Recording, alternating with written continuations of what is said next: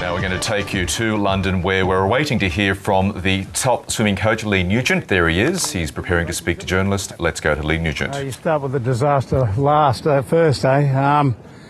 Look, in a way, I suppose you could look at it as a bit of a disastrous result, but you know, I think the guys maybe suffered the weight of expectation. There's been so much talked about this relay all over the world, and it just goes to show that what's written on paper and the predictions that people make really don't matter. Once you get to the competition, you got to execute, and you got to be able to reproduce maybe what's on paper and even better. So in this case today, even though I believe we had the right plan, we had the right strategy for the relay, we've been working on this team for 3 years, we just couldn't pull it off on the night. Did the big occasion maybe get to the boys, do you think?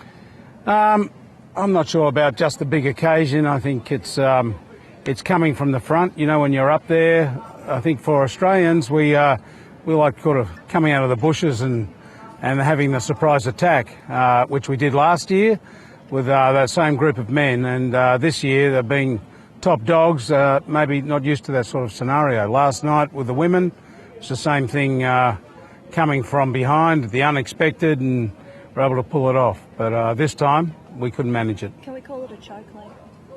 I wouldn't call it a choke, no. I'd say what happens in a relay, James Magnuson, under normal circumstances, would have been out there in front and we would have had clean water and it may have changed the whole complexion of the race, but that wasn't the case. Are you concerned about his performance? He was pretty flat afterwards.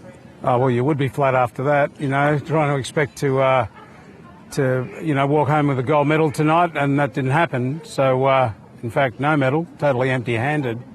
It is a big shock for those guys. I believe that he's got the character to bounce back, and, you know, there's a few more days yet for the 100 freestyle, and we'll wait and see what happens then. You're a straight shooter.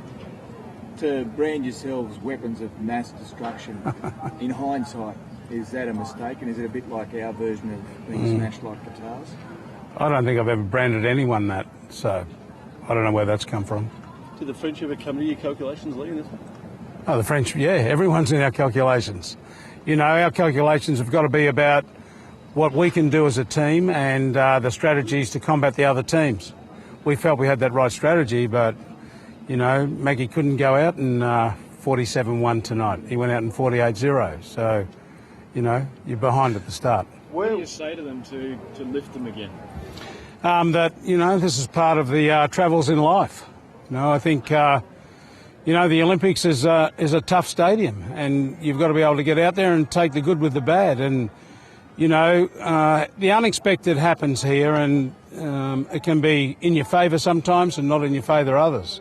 So if there's disappointment, you've got to get yourself back up. If there's success, you've got to get yourself back down. For those people who've got to repeat again, you know, it could be the other way around. If we had won tonight, those guys might have been overconfident maybe and come in later in the week and got smacked. So, you know, I think there are positives out of this. You can come back and have another go, but you might be the underdog next time.